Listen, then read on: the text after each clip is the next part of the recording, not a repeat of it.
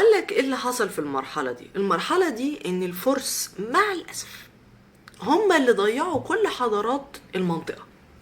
العراق واحنا دمرونا تدمير بشع، مش عارفه ايه السبب بصراحه.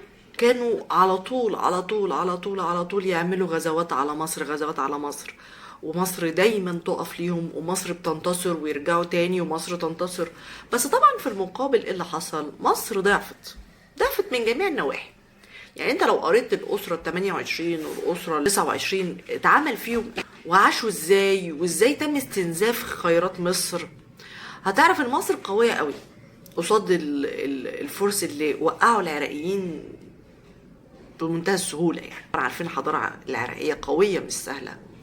فبصراحه انا بالنسبه لحضاره فارس انا من الاخر. اليونان بقى كانوا هما بالنسبه للمصريين المنقذ، لان اصلا المصريين كانوا على علاقه جيده بالساحل البحر الابيض المتوسط، وهتلاحظوا ان لغايه وقتنا هذا في علاقات كويسه جدا ما بيننا واحنا قريبين من بعض اكتر. فاليونانيين كانوا بيجوا في مصر كمرتزقه، لان خلاص الجيش المصري فعلا ضعف في المرحله دي، فكانوا بيجيبوا مرتزقه.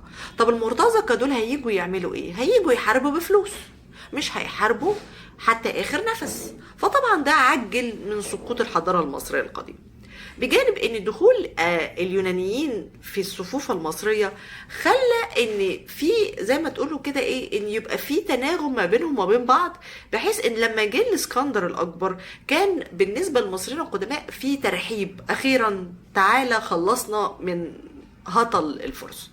فبصراحه كانت العلاقه ان مصر كانت حليفه لليونان اكتر ما هي حليفه لاي حد تاني. وده السبب ان لما الاسكندر الاكبر دخل مصر احترم مصر جدا، والبطالمه اللي هم كانوا سلاله قائد عسكري في الجيش الاسكندر كان اسمه بطليموس، كان بيكن لمصر كل الاحترام. وده سبب ان البطالمه كانوا بيحبوا مصر جدا، لان هم كانوا عارفين مصر دي ايه. سبحان الله، كانوا حاسين بينا اكتر من الفرس.